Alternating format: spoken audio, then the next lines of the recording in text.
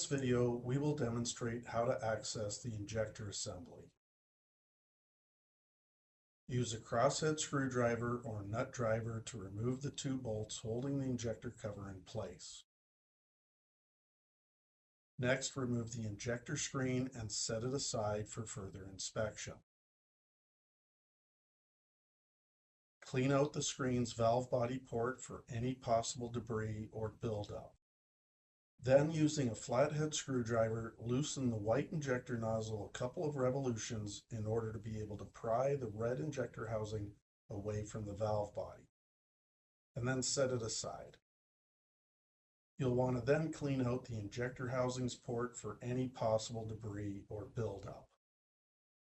Let's first inspect the injector screen by checking for any buildup of rust, dirt, or debris. You'll want to clean the inside and outside of the screen or replace it completely if necessary. You must be able to see clearly through it.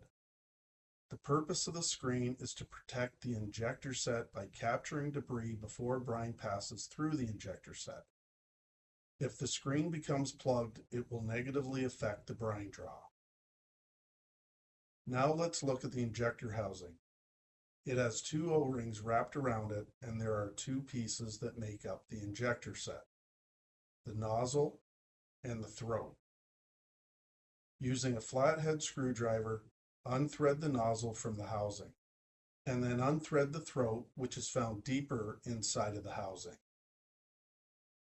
The function of these components is to create a vacuum that draws brine from the brine tank. You'll notice a small hole running through the center of the injector set and housing from end to end.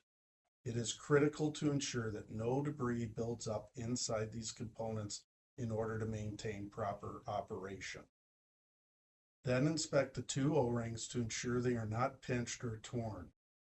If you notice any damage, carefully remove the O-rings and replace them with new ones. Then use a pick tool to delicately clean debris from the injector throat, and then using a flathead screwdriver, thread the throat into the housing until snug. Do not over-tighten, as you will risk breaking the injector throat. Then clean any debris from the nozzle. Be careful not to enlarge the nozzle hole, as it is precision drilled to a specific diameter.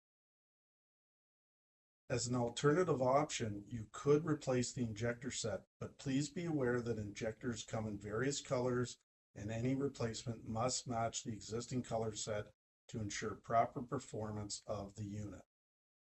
Then thread the nozzle into place as well. Again, just nice and snug.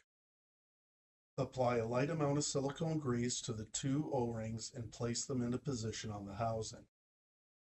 This is the injector cover, which includes an O-ring.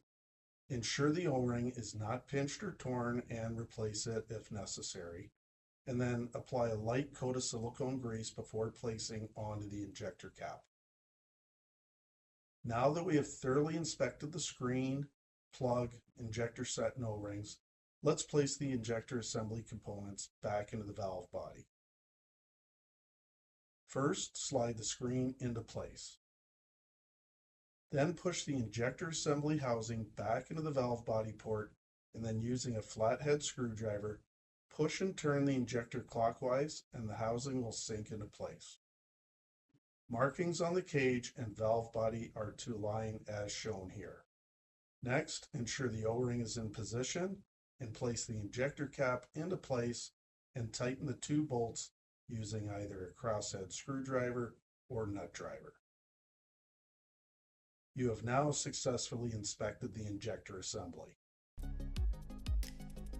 Visit us at www.CanatureWG.com.